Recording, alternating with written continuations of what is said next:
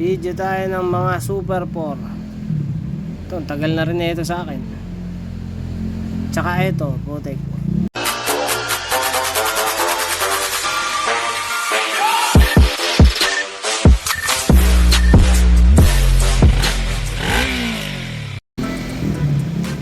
So ayan o, inalikabok na nga yung mga motor. Putik.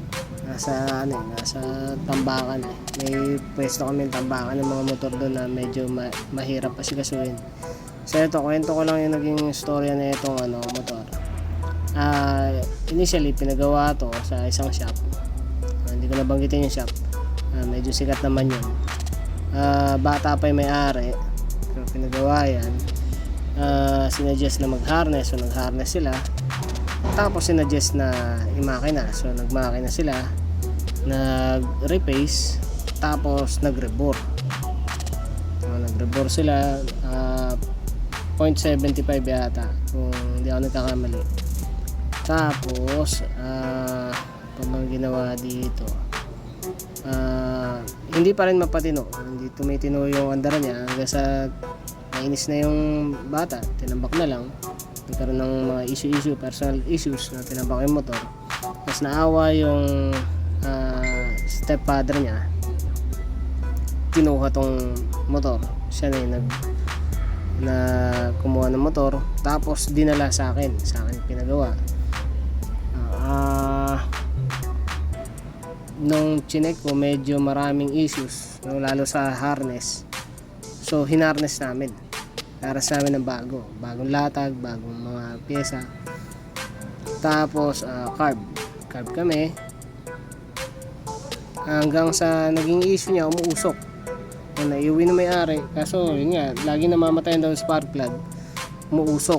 So binalik dito, chinek ko, malangis nga yung mga piston, kaya kailangan bunutin. So binunot ko na. Doon namin nalaman na oversize yung piston, kaya nalaman namin na oversize. Tapos sinabi nga ng bata na pinalitan nga ng pistons tsaka piston rings, oversize. Original daw, meron pang may latag pa ng mga pinalitan na pyesa, timing chain, tensioner pa yata. Ang dami, sobrang dami. Umabot na 90 plus thousand, 100,000 inaabot yata, o parang 90,000 nga lahat. Pati makina piniturahan. Yun, putik. Yung pagkaka-repace, sorry kung alam naman ng may-ari siguro tong motor na to. Sorry sa hindi naman siya yung gumawa nun yung machine shop gumawa nun. Yung pagkaka-repace, malalim talaga eh. Talagang kumakagat yung kuko pagka dinadampi mo sa surface pag ginagaya mo, mas masabi talaga. Tinry kong paanda rin gamit yung hindi ko pina-repace. Pucha, ang lakas ng blow by. Kaya ginawa ko, pina-repace ko. Ayun, nawala yung blow by.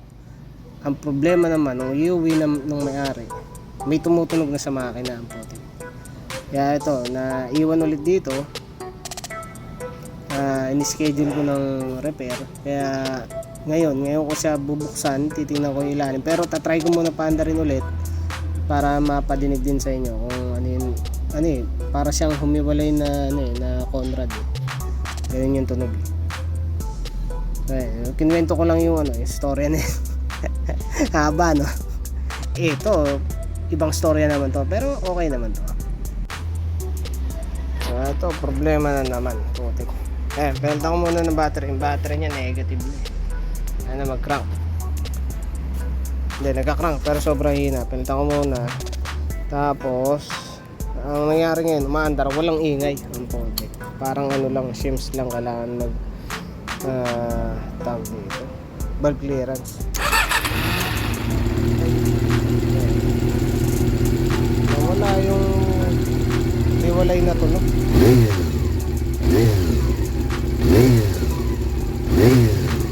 Kasi may tumutunog yan.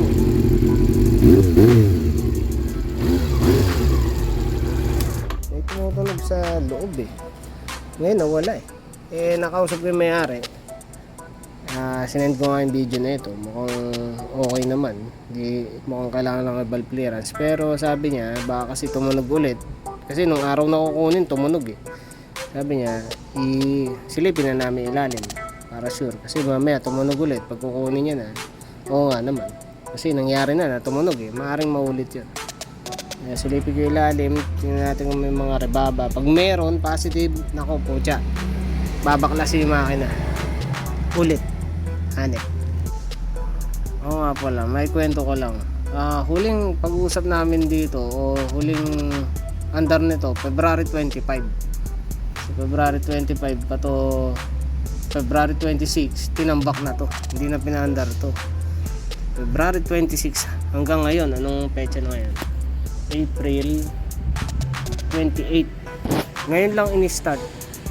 Ayun, ganun siya. No, nilagyan ko lang ng gas, tapos kinrang ko, chinok ko isang beses, tapos yun na, ganyan na siya. Yan, wala rin leak. Goodies ano. So ganun dapat yung sitwasyon ng mga motor natin. Kahit medyo matagal nang tinambak, dapat one click pa rin siya. Ma-share ko lang.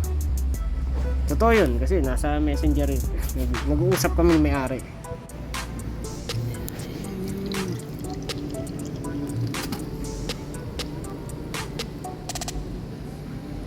Mabula. Dapat mabula.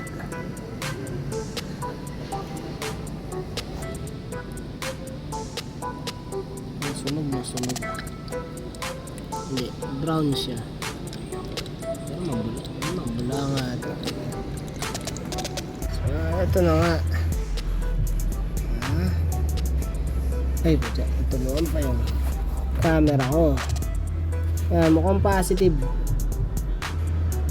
Ayan, putya, ano yan? Tanggalin natin yan para makita ng mas malinaw. Hanip. So, eto na nga. May mga barado siya nilinisan ko na to ginas ko na to Tinira ko na siya ng gasolina. Ito, meron ako ng gasolina. Kaya nagkaroon ng mga butas-butas yan. Kanina wala talagang butas. Talagang totally barado siya. Sarado siya lahat. Ayan yung mga nakabara sa kanya. Sealant. Tapos di ko alam kung may bakal Kailangan may taktak na sa loob Medyo mahirap nga Ang dami puno siya Makita natin kung may bearing. I-magnet ko mamaya para malaman kung may mga bakal na nakukuha. So yun, mukhang positive nga mukhang may bearing material. Ayan yan, at saka yan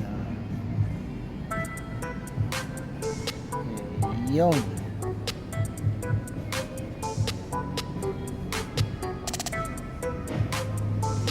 yung mga nakuha sa loob.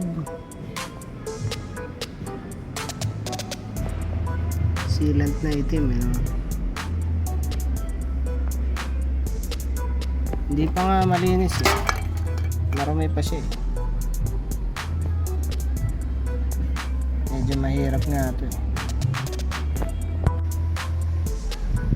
ito medyo problematic kasi nga may mga bakal-bakal ako nakuha dito.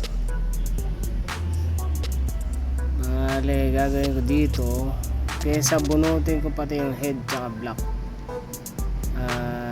Baba ko ng buo yung makina, biyakin ko yung makina na buo yung block tsaka head para hindi na ako magtanggal dun. Tapos paano ba? Tatanggal ako kasi kailangan ko makuha yung sigunyal tsaka yung Conrad tayo na, bahala na.